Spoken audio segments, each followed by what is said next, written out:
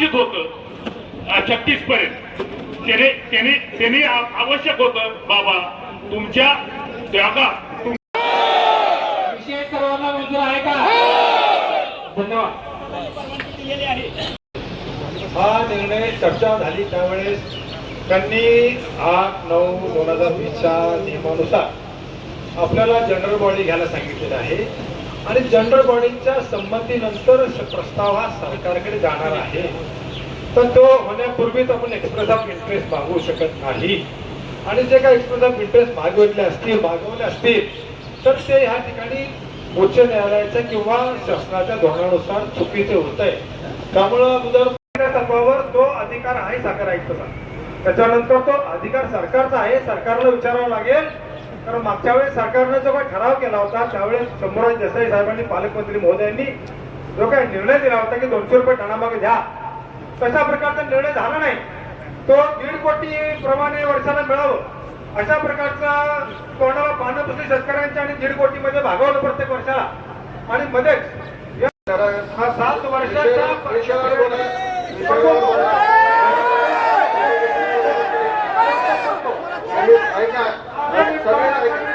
सगळ्यात ऐका, तुम्ही विषयावर बोलत नाहीये. ऐका, तुम्ही ऐका.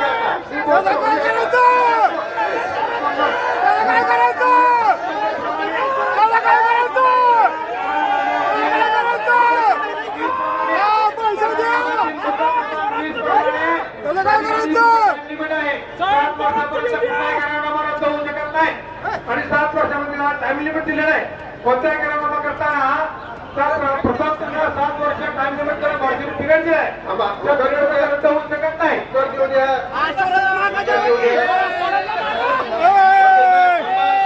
वकील साहेब, हो वकील साहेब, आम्हाला उत्तर देऊ द्या. जो काही आपण करार केलेला आहे, ऐका, जो काही आपण करार केलेला आहे तुम्ही तो करार नीट वाचा. त्याच्यामध्ये 7 वर्ष लॉकिंग पिरियड जरूर आहे, त्याविषयी काही शंका नाही. 7 वर्षाच्या लॉकिंग पिरियड मध्ये जर संबंधित कुणीही श्रीराम असेल किंवा जवाहर असेल, कुणीही दोघांपैकी एकाने करार जर मोडला तर 8 कोटी रुपये कॉम्पन्सेशन त्या ठिकाणी द्यावं लागणार.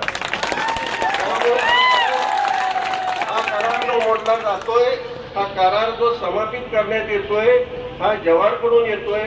त्यामुळे जवाहर आपल्याला 8 कोटी कॉम्पन्सेशन त्या ठिकाणी देणार आहे आणि त्यांच्या येण्या देण्यातून ते वजा केलं जाणार. त्यामुळे हा विषय जो आहे तो करारामध्ये आहे आणि त्याप्रमाणेच आपण या ठिकाणी पुढे चाललो. त्यांनी पूर्णपणे असमर्थता दर्शवली, त्यामुळे हा विषय आला. त्यांनी जर दर्शवली नसती तर हा विषयच आला नसता. आणि त्यामुळं आमचं नेटवर्क मायनस असल्यामुळं आम्हाला कर्ज मिळत नाही. हा कारखाना चालू राहण्याच्या दृष्टीने, कामगारांचे पगार होण्याच्या दृष्टीने, तोडणी वाहतूकदारांचे विषय, सभासदाला योग्य दर मिळण्याचा विषय, या दृष्टिकोनातून आपण घेत असलेला हा निर्णय आहे. साखर धंदा हा अत्यंत अडचणीत असलेला धंदा आहे, हे मी काही कोणाला वेगळं सांगण्याची आवश्यकता नाही. आणि अशा परिस्थितीमध्ये लोकांना योग्य जर दर मिळायचे असतील, योग्य वेळी जर पैसे मिळायचे असतील आणि सर्वात महत्वाचं म्हणजे हा कारखाना चालू ठेवायचा असेल तर याशिवाय पर्याय नाही. हे तुम्हाला स्पष्ट सांग. आज कितीतरी कारखाने आहेत या ठिकाणी. शिवरुद्राचे तुम्ही बँकेमध्ये तुम्ही काढा प्रत्येक कारखान्याचं किती किती कोटीत एकेकाची थकबाकी तुम्ही सांगा, आहे का नाही. आम्ही जर चालवला आणि तर नावं मला घ्यायची नाही, नावं घेतली तर चुकीचं होतं. त्यांचे विषय त्या कारखान्याचे मोठे जिल्ह्यातले कारखाने 100-200 नव्हे, 400-500-700-900 कोटीपर्यंत त्या ठिकाणी त्यांच्यावरती बोजा आहे. आज आपल्यावरती काही बोजा नाही. आज फक्त आपल्याला जे देणं आहे ते देणं फक्त जवाहरचं आहे, कारण त्यांनी जी मशिनरी बसवली त्याचा घसारा घेऊन ते आपल्याला ते देणं आहे. ते देणं देण्याची जबाबदारी पूर्णपणे त्या ठिकाणी आपण ज्याच्याबरोबर एक्सप्रेशन ऑफ इंटरेस्ट केलं, दत्त इंडियानी सर्व अधिक भरलं, तर ते देणं देण्याची जबाबदारी ते घेत आहे. म्हणजे तुम्हाला कोणाला काही तोशीच नाही ना. तुम्हाला कोणाला काही तोशीच नसेल तर हा प्रस्तावाला पुढे जायला अडचण काय. आपल्याला कारखाना चालवायचा, आपल्याला कोर्ट नाही खेळायचं. भोसले साहेब तुम्ही वकिलाने चालू द्या ना, आपण भांडत राहू, फक्त हे चालू द्या. म्हणून म्हणतोय तुम्ही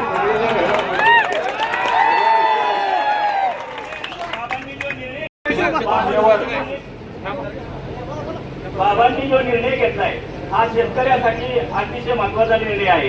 कारण गेले 15 वर्ष 20 वर्ष झालं हा कारखाना अडचणीत असताना पाठीमागं आज आमच्या शेतकऱ्याला, गोरगरीब शेतकऱ्याला टायमिंगला पैसे मिळतात, 10 ते 15 दिवसात पैसे मिळतात आणि त्यामुळं सभासद आमचा खुश आहे. आम्हाला राजकारण करायचं नाही, राजकारणावर आम्ही बोलणार नाही, परंतु दोन्ही विषय मंजूर करावं आणि सभासदाच्या निर्णयाला सभासदांनी जो निर्णय घेतलाय मान्य करावा.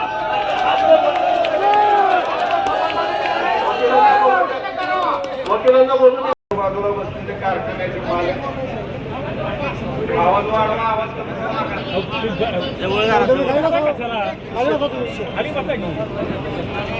सर्व सभासद बंधू, पत्रकार मित्र, खरंच आज जी सभा बघितली तर एवढ्या मोठ्या संख्येने सभासद कधीच मिटिंगला आले नाही. आपली उपस्थिती केल्यानंतर बरेच सभासदांनी आम्हाला फोन केले आणि त्यांनी आम्हाला विचारलं, पहिला करार जाऊ द्या मोर्चा, निदान दुसऱ्या करारात तरी आम्हाला माहिती होऊ द्या. मगाशी चेअरमन साहेबांनी सांगितलं 8/9/2020 ला एक गव्हर्नमेंटचा जी.आर. निघालाय आणि त्या जी.आर. प्रमाणे कारखाने चालवायचे. माझा ह्या बॉडीला मॅनेजमेंटला सवाल आहे की तुम्ही 2022 ला जो करार केला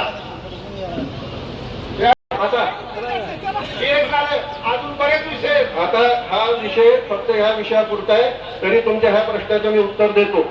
असं काही त्या करारामध्ये ठरलेलं नाही. मंत्री समितीच्या आणि आमच्याकडे सुद्धा आहे ना, तुम्ही काय दाखवताय, त्यांनी जे नियम आहेत त्या नियमाप्रमाणेच आपण करार केलाय. आणि तुम्हाला दुसरं सांगतो,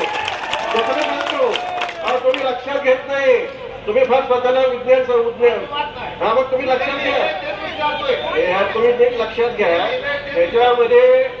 ह्याच्यामध्ये ऊस उत्पादकांना दर अधिक मिळणं का त्या ठिकाणी कारखान्याने 200 रुपये घ्यायचे आणि त्यावरती इन्कम टॅक्स भरायचा आहे, काहीतरी काय बोलताय तुम्ही? 44 कोटी रुपयाचं हे चुकीचं, हे पूर्णपणे चुकीचं तुम्ही धोरण हे आहे.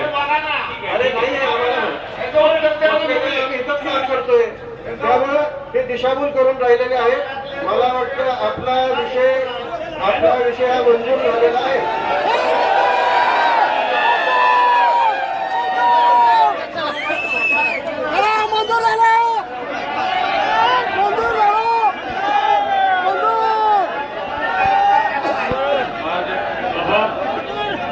बाबा, आपल्या सर्वांना हा एकच विषय झालेला आहे. याच्या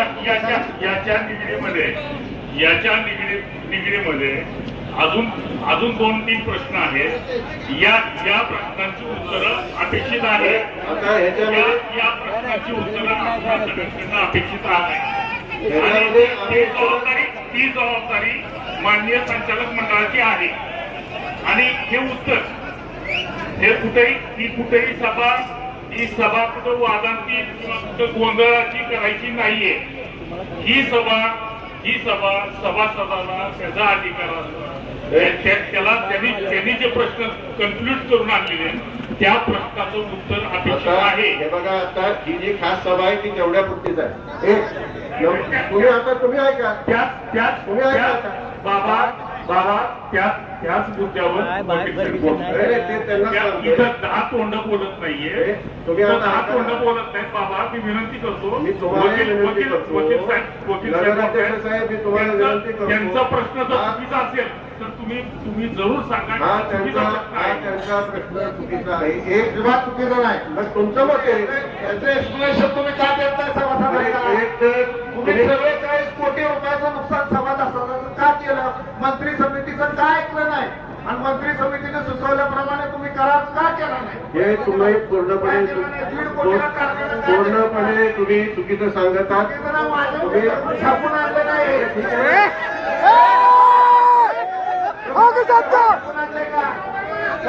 बघा, तुम्ही आता ऐका ना, तुम्ही ऐकायलाच तयार नाही. तुम्ही ऐका बरं, तुम्ही आता ऐका. बाबा कारखाना चालवाय कुणी कर्ज काढत असताना अगदी जवाननी कितीही कर्ज काढलं ते त्यांच्यावरती होतं. श्रीरामच्या कर्जाची कधी संबंध नव्हता. ते आता त्यांच्या मशिनरीच्या पोटी आपण देणार आहोत. मशिनरीसाठी त्यांनी जवळपास 125 कोटी खर्च केला. त्याची घसाराकडून व्हॅल्यू आता 76 कोटी आहे आणि ती सुद्धा त्यांना 15 वर्षाच्या टप्प्यामध्ये टप्प्याटप्प्याने बिनव्याजी द्यायची. 15 वर्षाच्या टप्प्यामध्ये बिनव्याजी द्यायची. आता या करारामध्ये तुम्हाला निश्चितपणे विश्वासात घेऊन तुम्हाला दाखवून हा करार केला जाईल. त्याच्यामध्ये कुठेही ऍक्टिव्हिटी होणार नाही. तुम्हाला विश्वासात घेऊन हा करार केला जाईल. या ठिकाणी जेवणाचा कार्यक्रम आहे. सर्व जेवणाचा उपभोग घ्यावा ही मंडळाची 527 संपली असं